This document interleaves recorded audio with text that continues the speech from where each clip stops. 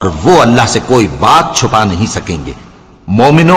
جب تم نشے کی حالت میں ہو تو جب تک ان الفاظ کو جو منہ سے کہو سمجھنے نہ لگو نماز کے پاس نہ جاؤ، اور جنابت کی حالت میں بھی نماز کے پاس نہ جاؤ یہاں تک کہ غسل کر لو۔ ہاں، اگر بحالت سفر رستے چلے جا رہے ہو اور پانی نہ ملنے کے سبب غسل نہ کر سکو تو تیمم کر کے نماز پڑھ لو، اور اگر تم بیمار ہو یا سفر میں ہو یا کوئی تم میں سے بیت الخلا سے ہو کر آیا ہو یا تم نے عورتوں سے مقاربت کی ہو اور تمہیں پانی نہ ملے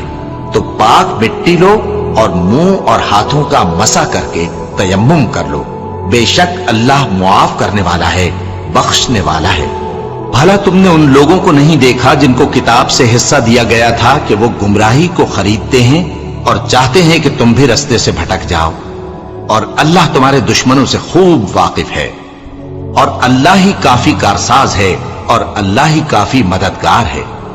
اور یہ جو یہودی ہیں ان میں کچھ لوگ ایسے بھی ہیں کہ کتاب اللہ کے کلمات کو ان کے مقامات سے ہٹا دیتی ہیں اور کہتے ہیں کہ ہم نے سن لیا اور نہیں مانا، اور کہتے ہیں سنو نہ سنوائے جاؤ، اور زبان کو مروڑ کر اور دین میں تان کی راہ سے تم سے گفتگو کے وقت راعینا کہتی ہیں، اور اگر یوں کہتے کہ ہم نے سن لیا اور مان لیا اور صرف اسمع اور راعینا کی جگہ انظر نہ کہتے تو ان کے حق میں بہتر ہوتا اور بات بھی بہت درست ہوتی،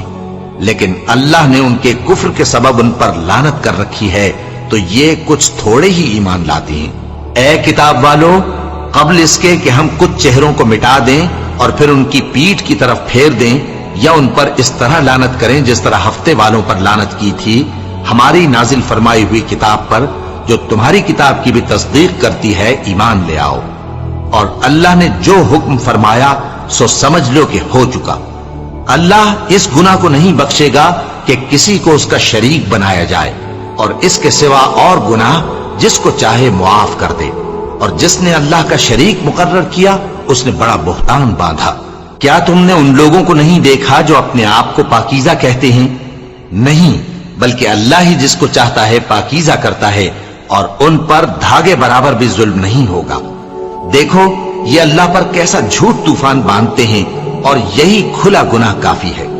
بھلا تم نے ان لوگوں کو نہیں دیکھا جن کو کتاب سے حصہ دیا گیا ہے کہ بتوں اور شیطان کو مانتے ہیں، اور کفار کے بارے میں کہتے ہیں کہ یہ لوگ مومنوں کی نسبت سیدھے رستے پر ہیں۔ یہی لوگ ہیں جن پر اللہ نے لعنت کی ہے، اور جس پر اللہ لعنت کرے تو تم اس کا کسی کو مددگار نہ پاؤ گے۔ کیا ان کے پاس بادشاہی کا کچھ حصہ ہے؟ اس صورت میں تو یہ لوگوں کو